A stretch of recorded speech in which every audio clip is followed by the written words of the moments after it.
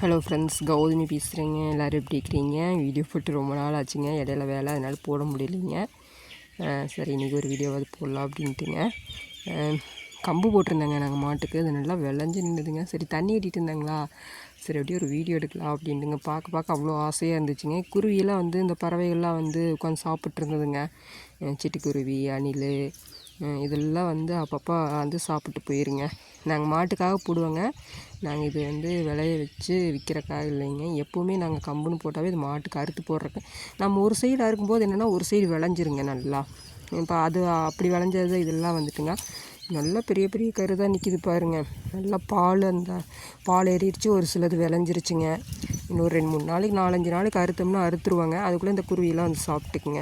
இப்போ இந்த பங்குனி மாதம் பார்த்திங்கனாவே கம்மங்கூழ் எங்கே பார்த்தாலும் வச்சுருப்பாங்க. அந்த வெயிலுக்கு வந்து ரொம்ப குளிர்ச்சியான ஒன்றுனா அந்த கம்பு தாங்க. நல்லா வந்து தயிர் ஊற்றி கம்மன் சாப்பாடு பண்ணி அதுக்குள்ளே தயிர் ஊற்றி நல்லா எங்கே பார்த்தாலும் தள்ளுவண்டியிலலாம் வச்சுருப்பாங்க.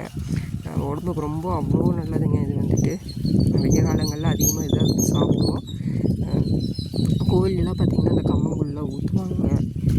ஏன் மாட்டுக்கு இந்த மாதிரி கருதாக அறுத்து போடுறோம் அப்படின்னா, நல்லா வந்து அதுங்களுக்கு கால்ச்சத்து கிடைக்குங்க. நம்ம கன்று போடுற போது வந்து அந்த படுத்துக்குச்சுன்னா அது எந்திரிக்காதுங்க. அதுக்கு உண்டான நல்ல ஒரு வழி அப்படின்னா இந்த மாதிரி கம்மங்கருது வந்து கருதோட இல்லைன்னா சோளத்தட்டு வந்து சோளத்தோடு அறுத்து போட்டோம்னா அது மாதிரி பிரச்சனைலாம் வராதுங்க. ஏன்னா கல்சியம்லாம் கம்மியாக இருக்குங்க. ஏன்னா அது 7 லிட்டர் 8 லிட்டர் பால் கறக்குது அப்படின்னா அதுக்கு தகுந்த மாதிரி நம்ம ஃபீடு வந்து கொடுக்கணுங்க.